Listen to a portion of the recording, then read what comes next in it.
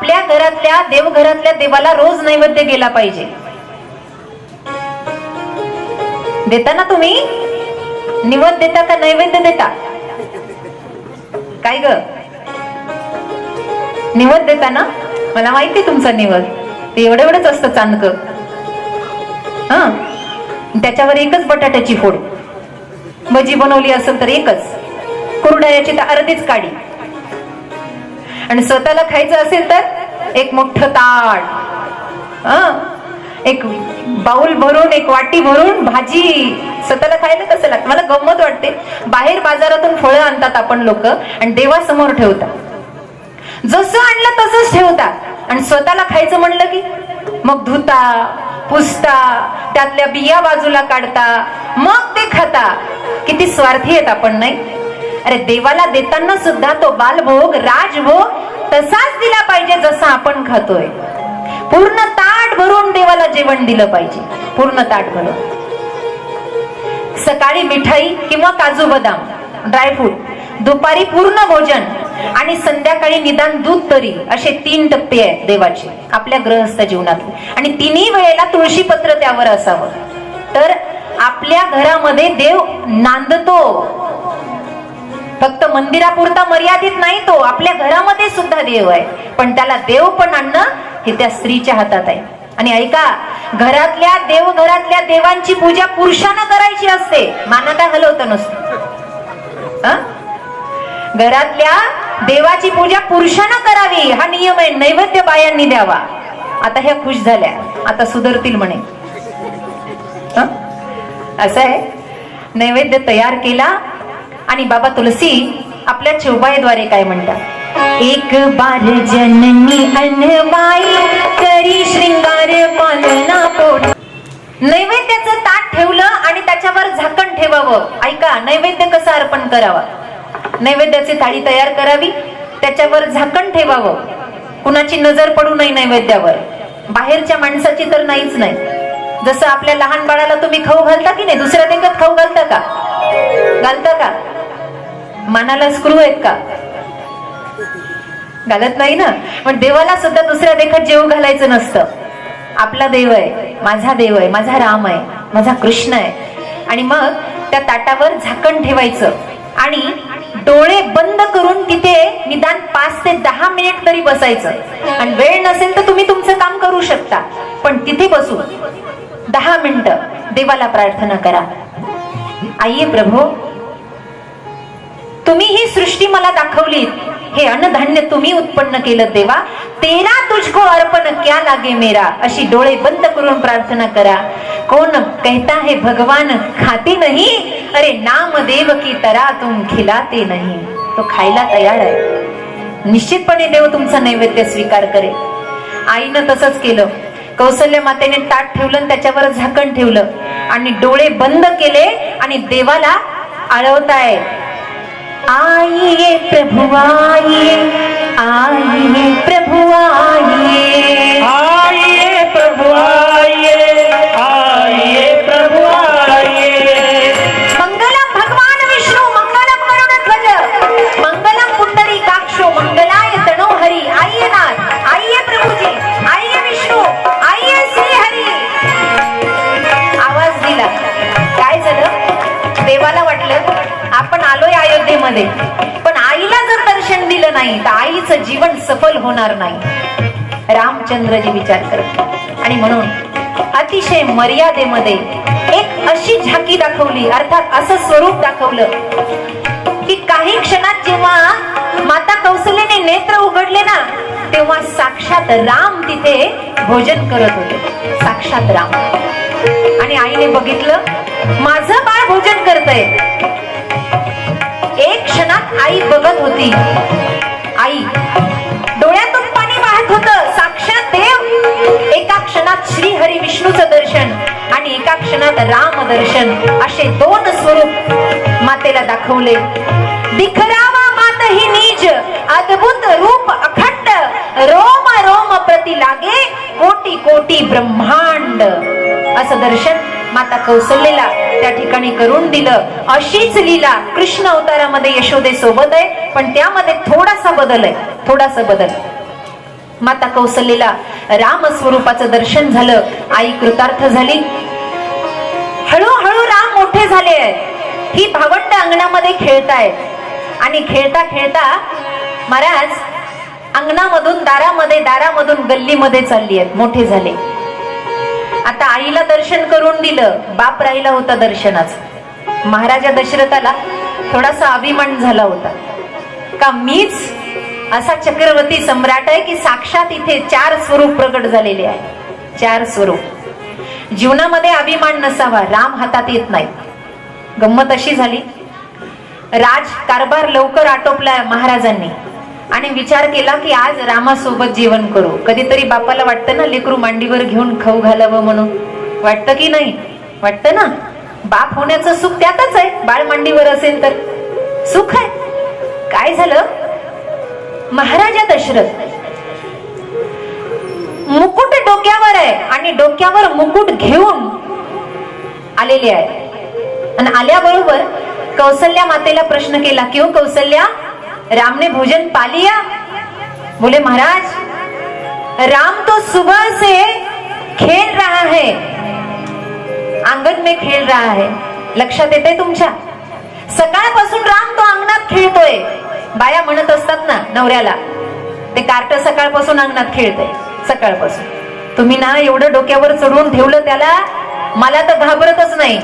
पकडायला गेलं तरी पळून जातंय. आया असंच घराणं करत असतात नवऱ्याजवळ. आणि म्हणून कौसल्या माता घराणं करायला लागल्या. त्यावेळेला राजा दशरथ म्हणतात, कसा येत नाही मी पाहतो, मी जातो आणण्यासाठी.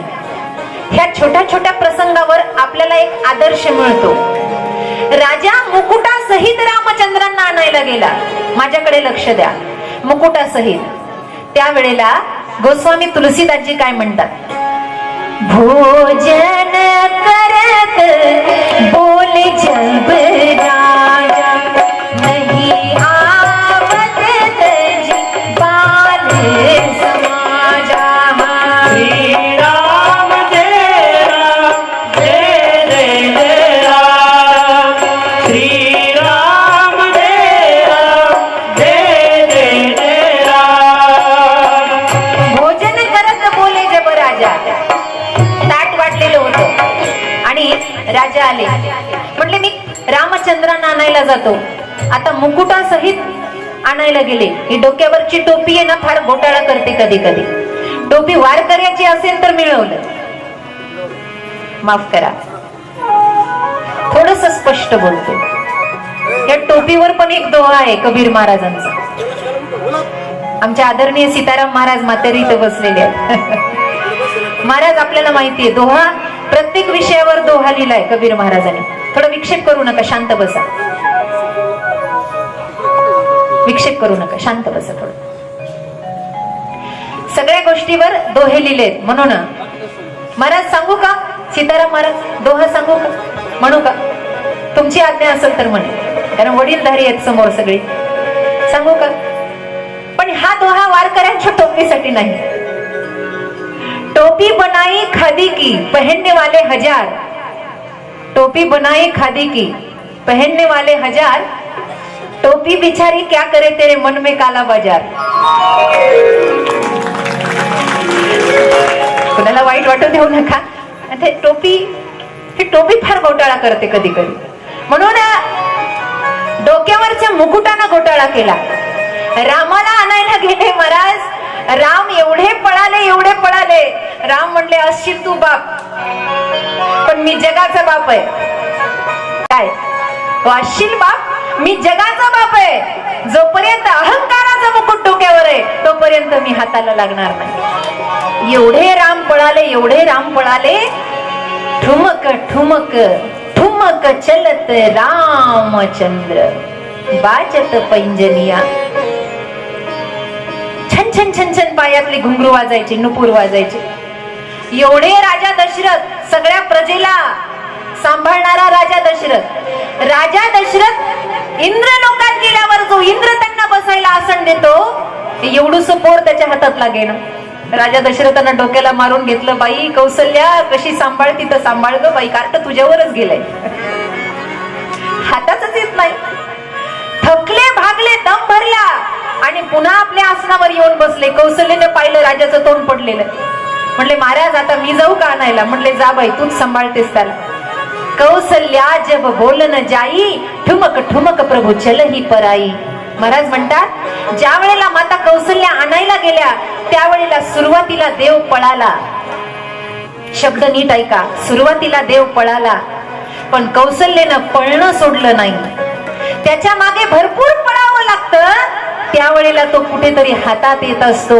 धरीला पंढरीचा चोर, गळा बांधून यादो. पळावं लागतं बाबा. तो म्हणतो पळ, मी थांबत नाही. त्याच्या मागे पळावं लागतं. आणि मग सुरुवातीला एवढ्या पळाल्या कौसल्या माता, पण वेग एवढा वाढवला. शेवटी राम म्हणले आई थकली असेल. राम जाग्यावर थांबले. आईनं पटकन उचललं आणि बापाच्या मांडीवर आणून पोहोचवलं. आता गंमत अशी झाली, उजव्या मांडीवर राम होते आणि ताट वाढलेलं होतं. राजांना समाधान झालं. राजानं मुकुट काढला, बाजूला ठेवला. आता गंमत ऐका, लक्षपूर्वक ऐका. उजव्या मांडीवर राम होते, उजव्या मांडीवर राम होते. आणि मग बापाचं काम काय? एक घास बाळाला खाऊ घालायचा, एक घास स्वतः खायचा. एक घास बाळाला खाऊ घालायचा, एक घास स्वतः खायचा. असा प्रत्येक बाप जगातला करत असतो, सांगायची गरज नाही. राजा दशरथांनी एक घास रामचंद्राला आणि एक घास स्वतःला. भूक एवढी लागली होती. काही वेळामध्ये असं झालं की रामचंद्रांना खाऊ घालणंच विसरले आणि स्वतःच खायला सुरुवात केली. देवाला राग आला. ज्याचं खाण्यापिण्याकडे जास्त लक्ष आहे, देव त्याच्या मांडीवरही बसत नाही, त्याच्या हातातही येत नाही. म्हणून साधकावस्थेमध्ये साधकाची दशा उदास असावी, उपाधी नसावी अंतर्बाह्य, लोलुपता काय निद्रे ते जिनावे, भोजन करावे परिमित. म्हणून खाणं पिणं कंट्रोल मध्ये असावं. तेवढंच खावं जेवढं शरीरानं भजन करता येईल, तेवढंच भोजन करावं. हा, काय माझ्या बापाचं खातात म्हणा, पण अन्न परिमित असावं. म्हणून राजाच्या मांडीवरून राम उठले आणि पुन्हा पलायन करतायत. गोस्वामी तुलसीदासांनी थोडी कथा परिवर्तित केली. राम हातामध्ये आणण्यासाठी आपल्याला भजन केलं पाहिजे, कुठेतरी सिद्धता असली पाहिजे. कारण या गाडीला चालवणारा मालक तो आहे. प्रभू रामचंद्रांना विद्याध्ययन करण्याची काय गरज आहे? बाबा तुलसी म्हणतात जिनकी श्वास सहज श्रुतीचारी, ज्यांच्या श्वासामध्ये वेद आहे. कळतंय का? जिनकी श्वास सहज श्रुतीचारी, सो प्रभू पडय कौतुक भारी. अशा देवानं विद्याध्ययन करावं, कुलगुरूंच्या जवळ जाऊन. पण जगाला एक आदर्श द्यायचा होता. शांत बसा. काय?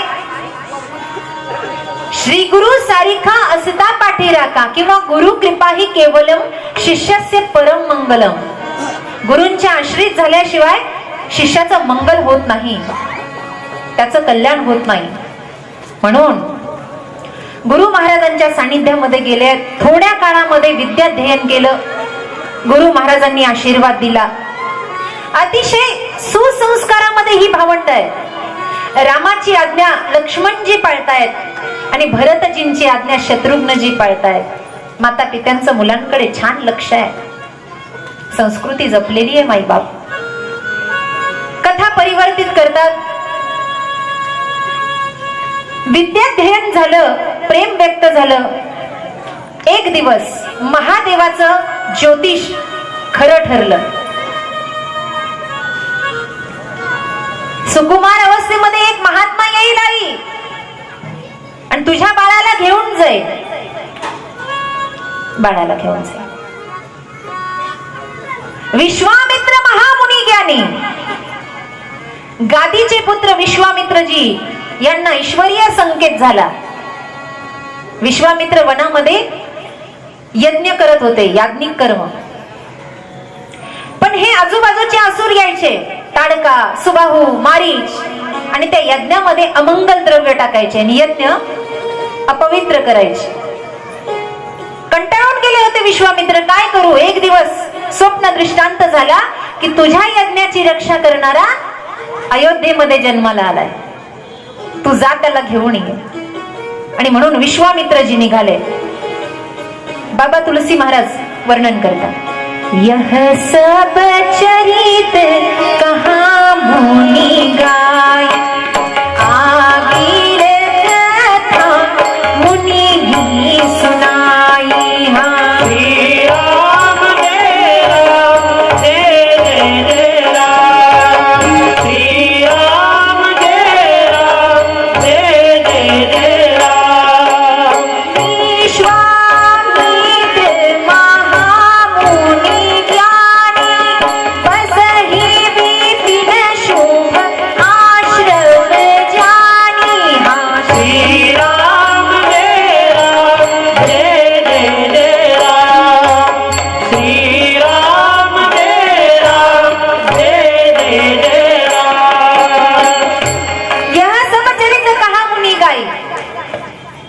विश्वामित्रजी तयार झाले.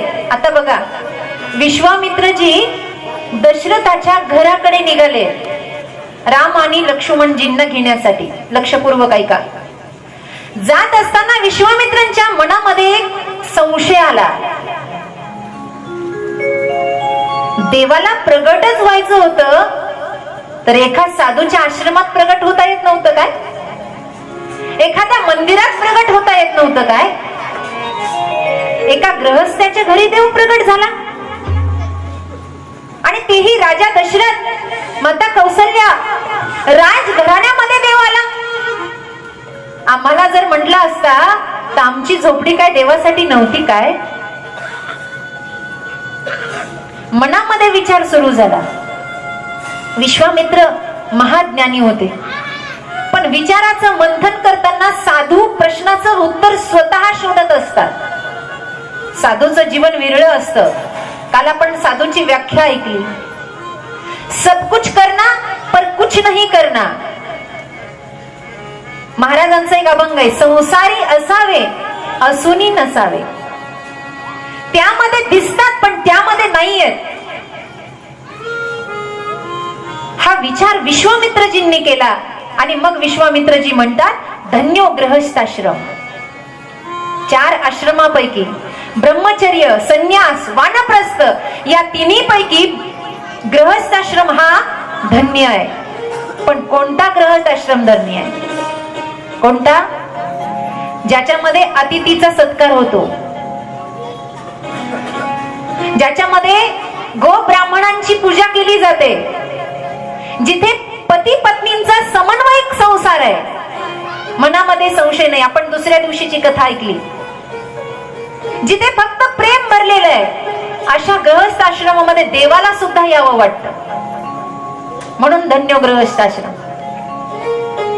काही काही परिवार आम्ही पाहतो कथेच्या माध्यमातून, एवढे छान परिवार असतात की असं वाटतं ठीक आहे आपण आलो, चांगलं केलं. पण काही परिवार असे असतात की असं वाटतं पुन्हा यांच्याकडे येणे नाही. मन मलिन, घर मलिन. देवाला आणायचं असेल तर या दोन्ही गोष्टी पवित्र पाहिजे. आपलं घरही पवित्र पाहिजे आणि मनही पवित्र पाहिजे. बऱ्याच बायांना घरात पडदे लावायची खूप सवय आहे. कशा हसल्या. पडदा म्हणलं की काहीतरी आलं. एखाद्या बाईच्या घरात आम्ही गेलो ना, चहा घ्यायला या म्हणतात महाराज. आम्हाला फार उल्हास बायांना आम्हाला बोलवण्यात या म्हणतात. मग पडदे पडदे पडदे लागलेले असतात. एखाद्याच्या पडद्याकडे जायचं का ती बाई म्हणते तिकडे महाराज जाऊ नका, टाकाऊ सामान भरलेलं आहे, तिकडे कचरा आहे. म्हणजे कचऱ्याला पडदा लावला की झालं का काम? सारखं लपवायचंच काम का? किती दिवस पडदा ठेवायचा? किती दिवस? कधीतरी पडदा काढला पाहिजे ना बाबा. कारण जगामध्ये फक्त तू व्यापलेला आहेस. फक्त तुझा संसार आहे, तुझा ब्रह्म आहे, तुझं ब्रह्मांड आहे. त्याला पडदा आवडत नाही, त्याला स्वच्छता आवडते. देवघरात स्वच्छता पाहिजे. आता या गोष्टी सुद्धा कथेतून सांगाव्या लागतात तत्वज्ञान सोबत. काही काहींची देवघर आम्ही पाहतो, घाण, कचरा, ते देवघराची भांडी काळी काळी झालेली. ज्ञानेश्वरी बांधतात, मळकट कळकट झालेला कपडा, स्वतःच्या साड्या, स्वतःचे कपडे. का देवासाठी हा भेदभाव? तो सगुण साकार म्हणून आकाराला आलायच ना, मग त्याचा आनंद का नाही? का तो आपल्या घरात नाही? मलिनता मनातली त्याला आवडत नाही. माई बाप महामळे मन होते जे गादले, शुद्ध चोखाटले स्फटिक जैसे. त्याला मनातली पवित्र आवडते आणि घरातली ही पवित्रता आवडते, तरच तो येतो. म्हणून मीराबाईसाठी सुद्धा आला, तो सर्व भक्तांसाठी आला. कारण तसं प्रेम मनामध्ये निर्माण केलं होतं.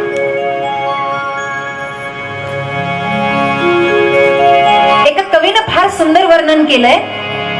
लगन तुझसे लगा बैठे. थोडीशी टाळीची साथ द्या आणि जे झोपलेत त्यांना थोडासा धक्का द्या. लगन तुझसे लगा बैठे जो होगा देखा जाएगा। लगन तुझसे लगा बैठे जो होगा देखा जाएगा। लगन तुमसे लगा बैठे जो होगा देखा जाएगा। लगन तुमसे लगा बैठे जो होगा देखा जाएगा। लगन तुमसे लगा बैठे जो होगा देखा जाएगा।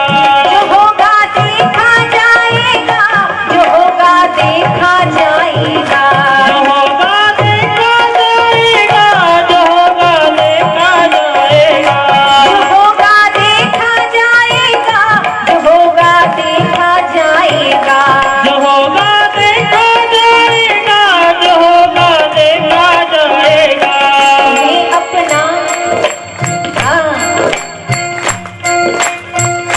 तुम्हें अपना बना बैठे जो होगा देखा जाएगा।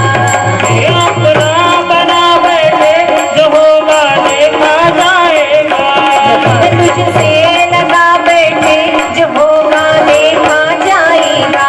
लगन तुमसे होगा देखा जाएगा। अब जीवन लुटा बैठे जो होगा देखा जाएगा। कि अब जीवन लुटा बैठे जो होगा देखा जाएगा। अब जीवन लुटा बैठे जो होगा देखा जाएगा। जो होगा देखा जाएगा, जो होगा देखा जाएगा। जो होगा देखा जाएगा, जो होगा देखा जाएगा। जो होगा देखा जाएगा, जो होगा देखा जाएगा। जो होगा देखा जाएगा, जो होगा देखा जाएगा। लगन तुझसे लगा बैठे जो होगा देखा जाएगा। लगन तुमसे लगा बैठे जो होगा देखा जाएगा। लगन तुझसे लगा बैठे जो होगा देखा जाएगा। लगन तुमसे लगा बैठे जो होगा देखा जाएगा। जो होगा देखा जाएगा। जो होगा देखा जाएगा। जो होगा देखा जाएगा। जो होगा देखा जाएगा। जो होगा देखा जाएगा। जो होगा देखा जाएगा। तुम्हें अपना बना बैठे जो होगा देखा जाएगा। तुम राजी हो जिसमें तेरी रजा है। अर्थात देवा तू माझ्यावर कृपा कर आणि दुर्बुद्धी ते म्हणा कदा नको नारायणा मला सद्बुद्धी दे. या अर्थानं राजा दशरथांचं घराणं होतं. विश्वामित्रजी अयोध्येच्या तीरावर बसले. गुप्तचरांनी पाहिलं आणि धावत जाऊन राजा दशरथांना निरोप दिला. ओ म्हणले गादीचे पुत्र विश्वामित्र आले. अनवाणी पायानं राजा धावू लागला. अनवाणी पाय राजाला संत प्रेम होतं. धावत राजा गेला, विश्वामित्रांना नमस्कार केला आणि पूजन करण्यासाठी घरी घेऊन आला. गोस्वामी तुलसीदासजी वर्णन करतात, पाद्य पूजन झालं, फल आहार झाला आणि राजाने विश्वामित्रजींना प्रश्न केला की ही कारण आगमनो किना, असं कोणतं कारण आहे की तुम्ही माझ्याकडे आलात. विश्वामित्रजींनी उत्तर दिलं, असुर समूह सतावही मोही मै याचना आयवून रपतोही. मला असुर दानव मला त्रास देतायत म्हणून तुला याचना करण्यासाठी आलो. राजा लगेच चरणावर झुकला, हात जोडले. महाराज मी काय सेवा करू. महाराजांनी मागणी केली, अनुज सहित देहू रघुनाथा निसिचर वदमय होऊ सनाथा. लक्ष्मणा सहित रामाला दे. पडद्याच्या पाठीमागून कौसल्य माता ऐकत होत्या, माईबाप ऐकत होते आणि डोळ्यातून घळघळ अश्रू निघायला लागले होते. तो काशीचा बाबा आला होता, त्यानं खरं सांगितलं, सुकुमार अवस्थेत महात्मा येईल. पण रडता रडता हसतही होत्या. का? सुनमुख पाहायचं होतं ना, सुनबाई पाहायची होती म्हणून थोडं थोडं हसतही होत्या. विश्वामित्रजी म्हणतात, राजा अनुज सहित देव रघुनाथा. राजानं गुडघे टेकले, कारण राजाला हा पहिल्यांदाच धक्का बसला. महाराज माफ करा, सब सूत मोही प्राण की नाही, राम देत नाही बनही गोसाई. सगळी मुलं मला प्राणाहून प्रिय आहे, पण राम माझा प्राण आहे बाबा. आणि जर प्राण गेला तर शरीराला काय किंमत राहते? एकदा राम गेला कोण विचारत? रामाला जाऊ द्यायचं नाही. नाही बाबा, मी येतो ना तुमच्या सोबत. विनाश्रयान शोभंती पंडिता वनिता लता, हे पूर्ण करण्यासाठी मी येतो ना. विश्वामित्राने सांगितलं, महाराज तुम्ही भलेही याल, तुम्ही भलेही आमच्या सोबत याल, पण त्या असुरांचा मृत्यू तुमच्या हातात नाही आहे. त्यांचा मृत्यू राम लक्ष्मणाच्या हातात आहे. एवढं सांगितल्यावरही राजा ऐकत नाही. शेवटी विश्वामित्र निघण्याच्या तयारीत असताना कुलगुरू वसिष्ठांनी सावध केलं, राजा हे विश्वामित्र आहे, एखादा श्राप जर बाळांना दिला ना तर आयुष्य उद्ध्वस्त होईल. भीती घातली, भीती घातल्याशिवाय माणसं सुधरत नाही. हा, भीती घातल्याशिवाय. बघा तुम्ही, भीती असेल की लगेच कोविड वाटला तर लोक हरिपाठ पाठ करायला लागले. बऱ्याच जणांचं लॉकडाऊन मध्ये ज्ञानेश्वरी पारायण झाले, तुकाराम गाथा. हे रिकामा वेळ भीतीपोटी पण झाले. अंगणात निघला साप तर म्हणे, देवा तू माझा बाप. राम राम राम राम राम राम. श्री गुरुचरण सरळ मुकुल सुद्धा बरनर बोरी कोण बुद्धिहीन तुम जाणी की समीर कोण बलबुद्धी विद्या देव. निघून गेला साप, पठ्या देवाचा बापाचा बाप. मेरे अंगने में तुम्हारा क्या काम है? लगेच कॅसेट परिवर्तित. भीती आहे. राजा म्हटलं, असं होईल का? हा, असं होऊ शकतं. पटकन राजानं विश्वामित्राचे पाय धरले. म्हटलं, महाराज माझ्या मुलांना घेऊन जा, घेऊन जा, हरकत नाही, घेऊन जा. विश्वामित्रजी आनंदी झाले आणि राम लक्ष्मणांनी तयारी केली.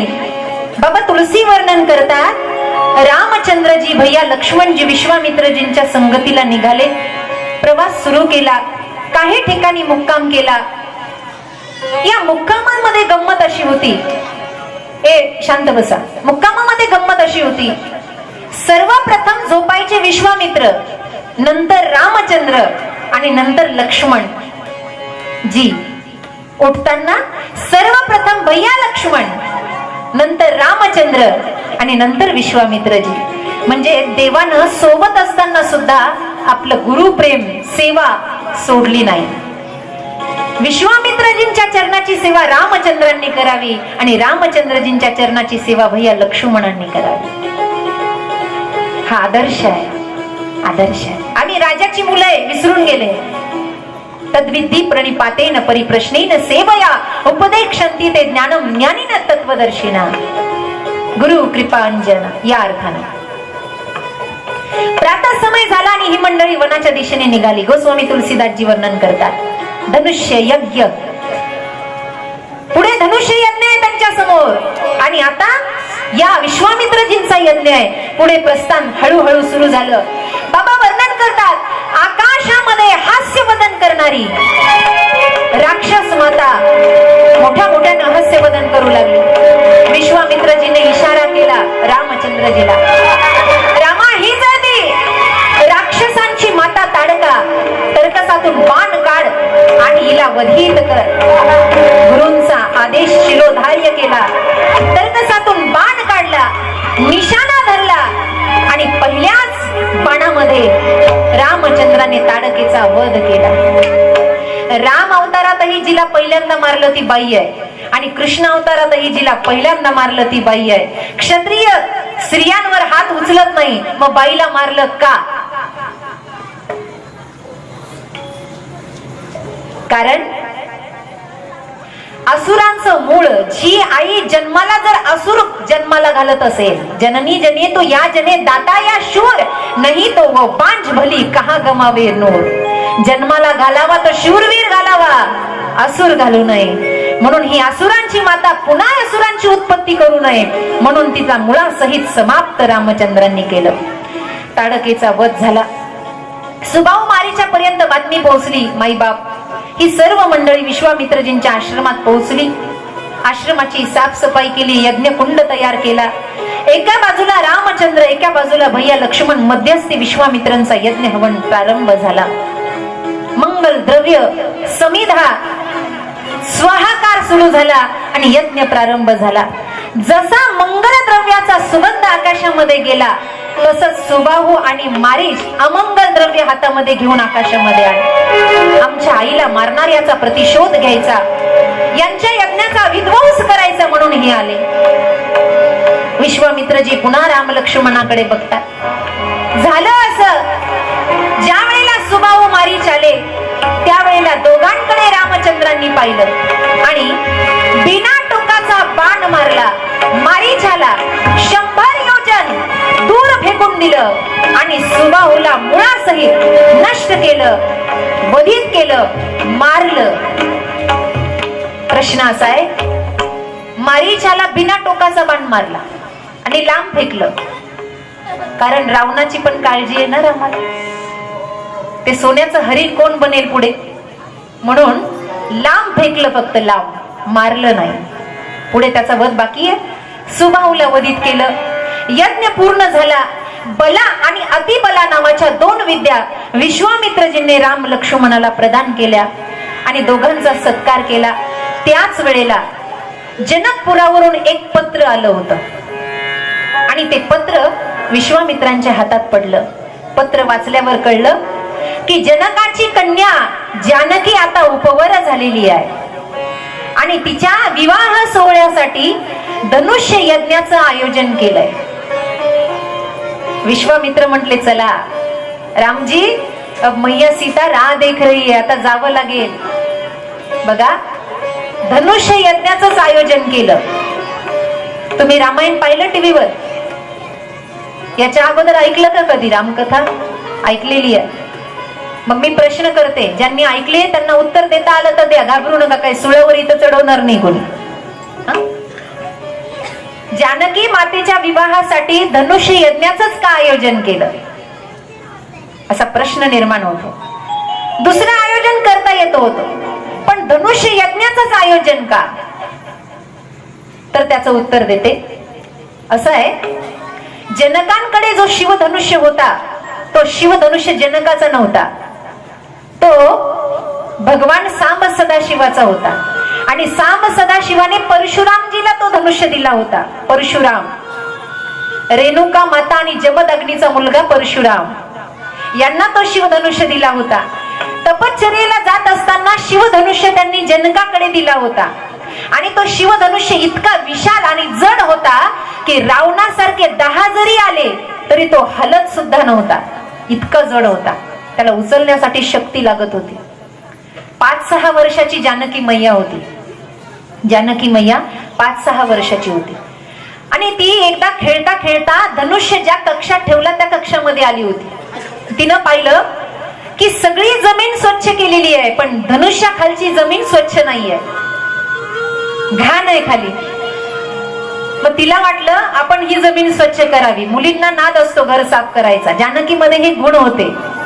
आणि म्हणून तिनं गाईचं शेण आणलं, गोवर आणलं, लक्ष द्या माझ्याकडे, आणि ते शेणानं सारवण्याचं काम केलं. पण धनुष्याच्या आजूबाजूची जमीन साफ होऊ लागली, धनुष्याखालची जागा कोरडी आहे. अशा वेळेला जो रावणासारख्या 10 उचलत नाही असा शिवधनुष्य डाव्या हातात उचलला. डाव्या हातात जानकी माते असं सारलं आणि असं ठेवून दिला.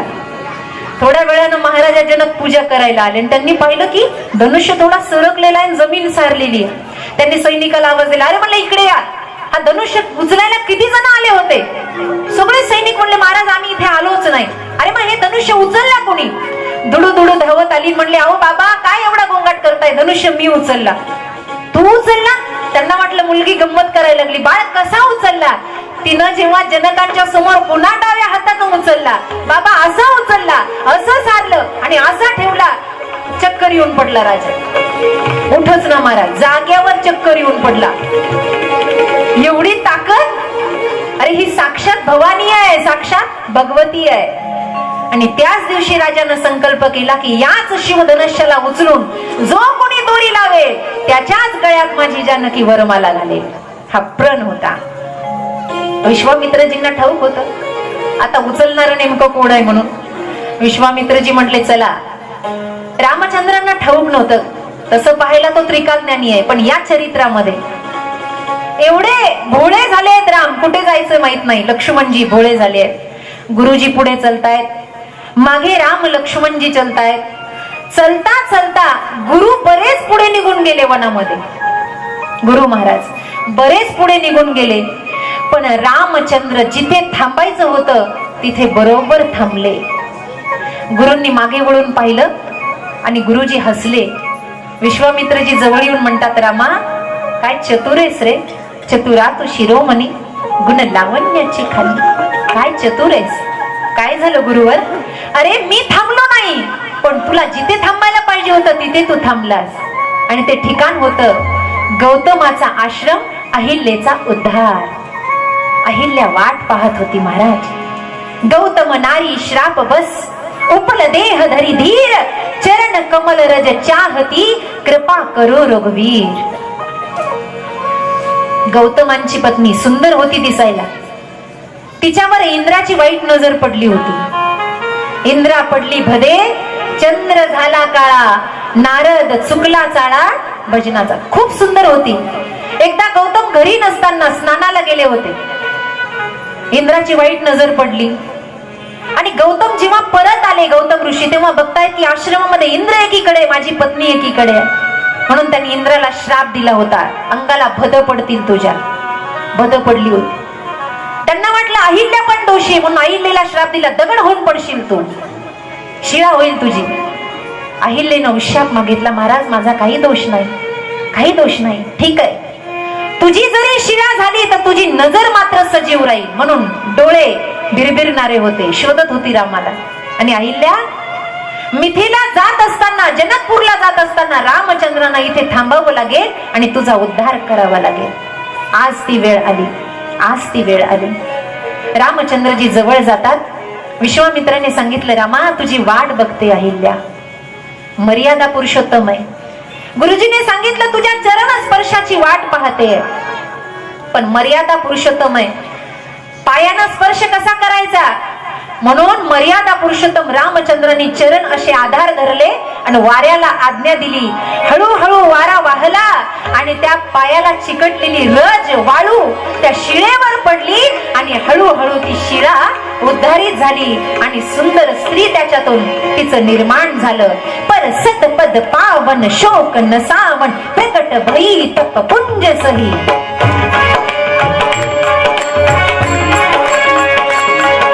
सतपद पावन शोक नसावन, प्रकट भई तप पुंज सही. ते खतर गुनायक जन सुखदायक, सन्मुख होई कर जोई रही. अति प्रेम अधीरा पुलक शरीरा, मुख नहीं आवत वचन कही. अति से बड़ बागी चरण लागी, युगल नून जलधार बही. युगल नयन जलधार बही, युगल नयन जलधार बही. डोळ्यातून अश्रूच्या धारा आणि एवढी सुंदर स्त्री प्रगट झाली. महाराज प्रणाम केला. रामचंद्रजी आनंद प्रसन्न व्यक्त करतात आणि विचारतात, देवी मी आपल्यावर प्रसन्न आहे, आपण खूप वाट पाहिली माझी, मी आपल्याला वरदान काय देऊ. महिला मंडळ अहिल्याने वरदान मागितलं. अहिल्या देवी म्हणतात, प्रभूजी मला वरदान द्यायचंच असेल तर दुसरं तिसरं काही नको. ज्या पतीच्या श्रापामुळे मला आपलं दर्शन झालं, त्याच पतीची सेवा करण्यासाठी मला पती लोकात पाठवा, मला दुसरं काही नको. इकडे नवरा एकदा बोलला तर म्हणते वट सावित्री ती पूजाच करणार नाही. एकदा बोलला तर आणि तिकडे श्राप दिला तरी याचना काय आहे, पतीची सेवा करण्यासाठी पाठवा. या अर्थानं उद्धार केला. प्रभूजी पुन्हा प्रस्थान करतात. गोस्वामी तुलसीदासजी वर्णन करायला लागले. हळूहळू ही सर्व मंडळी मिथिलेच्या नगरीने चालली. नर नारी सुमन सुची संता, धर्मशील ज्ञानी गुणवंता. श्री राम जय राम, जय राम. श्री राम जय राम, जय जय राम. विश्वामित्र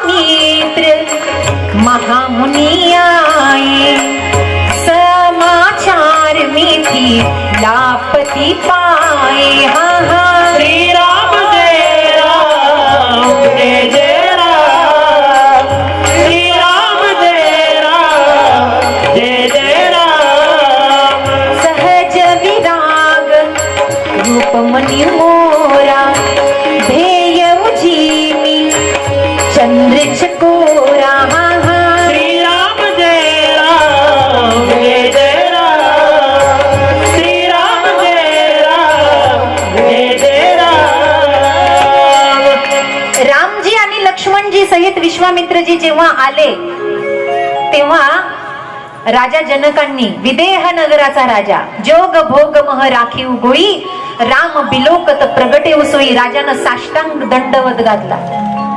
दंडवत खाली काठीसारखं पडावं साधूच्या आणि देवाच्या समोर राजानं दंडवत घातलं. आइये महाराज आपका स्वागत आहे. बसायला आसन दिलं. पण आज राजाचं मन देवाकडे लागतच नव्हतं.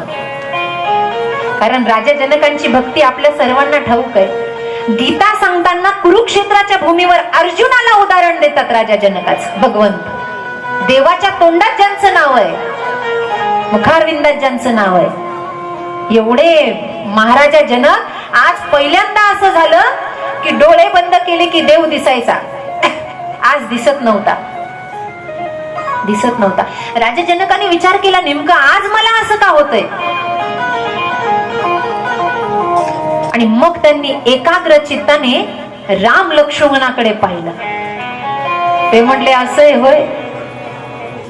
हा हे कोण आहेत नेमके. मुनिकुल तिलक की नपकुल पालक. हे राजाची मुलं आहे की कुण्या ऋषीची मुलं आहे. एवढे सुंदर एवढे देखणे.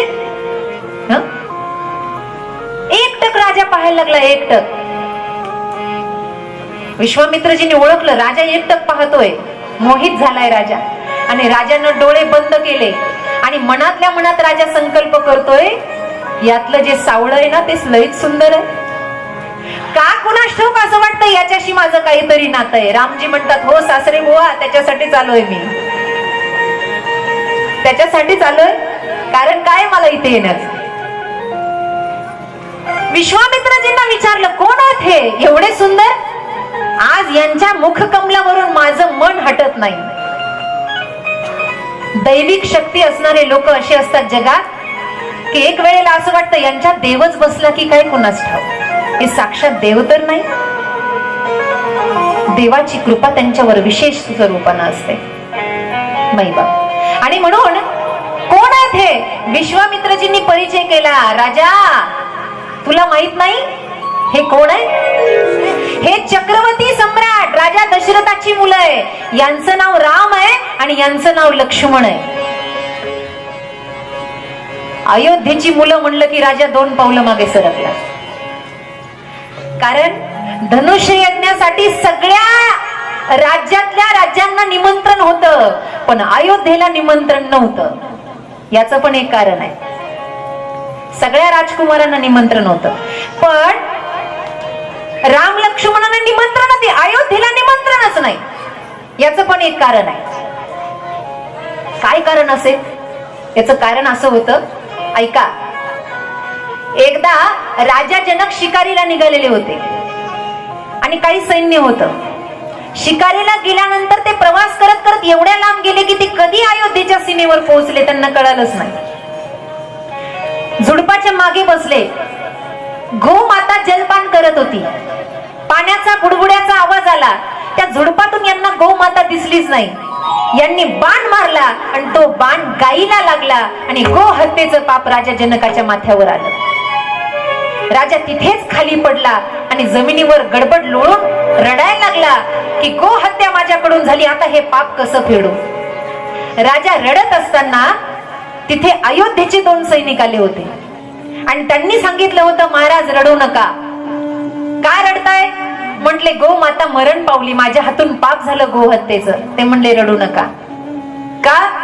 म्हटले आमचा राजा एवढा सामर्थ्यशाली आहे की राजानं जर संकल्प सोडला आणि गायीवर जर पाण्याचे छिटे टाकले ना तर गाय उठून बसेल. राजाला आनंद झाला.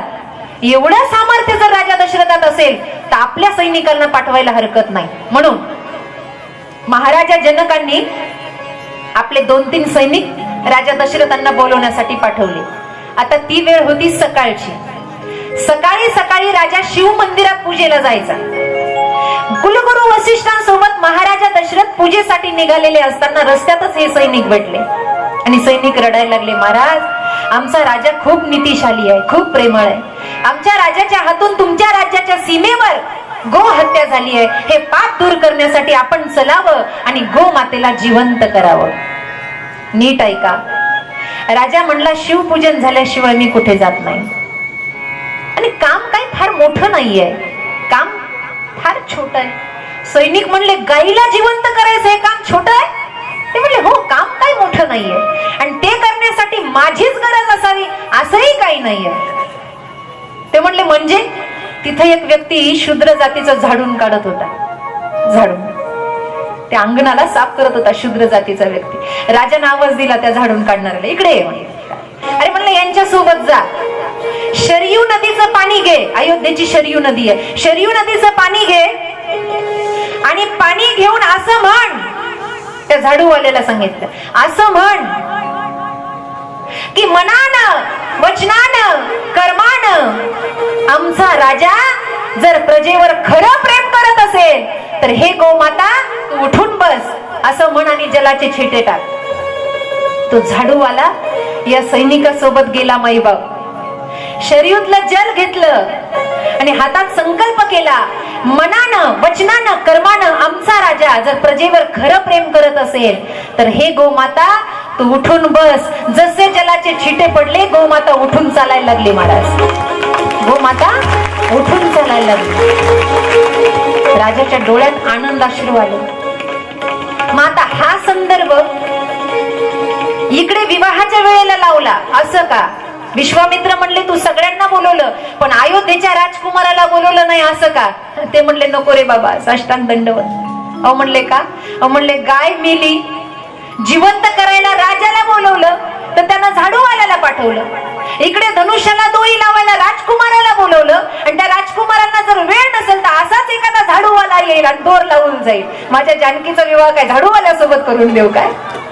अर्थात सामर्थ्य मोठं होतं, सामर्थ्य. म्हणून अयोध्येला निमंत्रण नव्हतं. रामचंद्रजी प्रसन्न चित्तानं राजाचं आतिथ्य स्वीकार करतात. राजानं नमस्कार केला. ज्याची जशी योग्यता तसं राहायला घर दिलं. बघा, ज्या वेळेला विश्वामित्रजी रामचंद्र आणि लक्ष्मणजींचा परिचय करून देत होते तेव्हा फक्त एका बाईनं ऐकलं होतं की हा सावळा आहे, हा राम आहे आणि गोरा आहे, हा लक्ष्मण आहे. आणि ते दिसायलाही दोघं सुंदर होते. फक्त एका बाईनं पाहिलं होतं, एकाच बाईनं पाहिलं होतं. पण अख्ख्या अयोध्येत प्रचार. सीताराम महाराज कधी सप्ताह करायचा असला या भागात पत्रिका छापायच्या नाही, फक्त एखाद्या बाईला जवळ बोलवायचं, तिला म्हणायचं, बरं का मुळशीत सप्ताह आहे, कोणाला बोल नको, फक्त तुलाच सांगितलंय. बिना पॉम्पलेटचा प्रचार, फ्लेक्स लावायची गरज नाही. आमच्या महिला मंडळ म्हणजे कथा करणारी बाईचं एवढं लक्षात असू द्या, तो श्रापच लागलेल्या बाईच्या पोटात काही राहतच नाही. सगळ्या गावात बिना पत्रिकेचा प्रचार. हो, सावळा आला तो राम आहे, गोरा आला तो लक्ष्मण आहे, सावळा आला तो राम आहे, गोरा आला तो लक्ष्मण आहे. बाप रे. आणि सगळ्या बाया, सगळ्या स्त्रिया, पुरुष, नगर थप्प झालं या दोघांना बघण्यासाठी. नगर थप्प. आता गंमत अशी झाली, रामचंद्र मर्यादा पुरुषोत्तम होते, कृष्ण असते तर त्या ठिकाणी म्हणले असते मर्यादा उल्लंघण्याचं कामच आहे. 8 म्हणजे वाकडं, देहुडा चरणी वाजवितो वेणू. राधेला पाहिलं आणि कृष्ण वेडे झाले. थोडस भागवतात जाऊया. राधेला पाहिलं आणि कृष्ण वेडे झाले आणि आईच्या मागेच लागले, हे आई माझं लग्न लावून दे ना. राधिका गोरी से, आई माझं लग्न लावून दे. राधिका गोरी से, धीरज की छोरी से, राधिका गोरी से, धीरज की छोरी से, मैया करा दे मेरू ब्याह। चोरी से नीरज की चोरी से मैया करा दे मेरो ब्याह। यशोदा म्हणते नाही, उमर तेरी छोटी है, अजून नाक पुसता येत नाही म्हणे नवरी पाहिजे। उमर तेरी छोटी है, नजर तेरी खोटी है,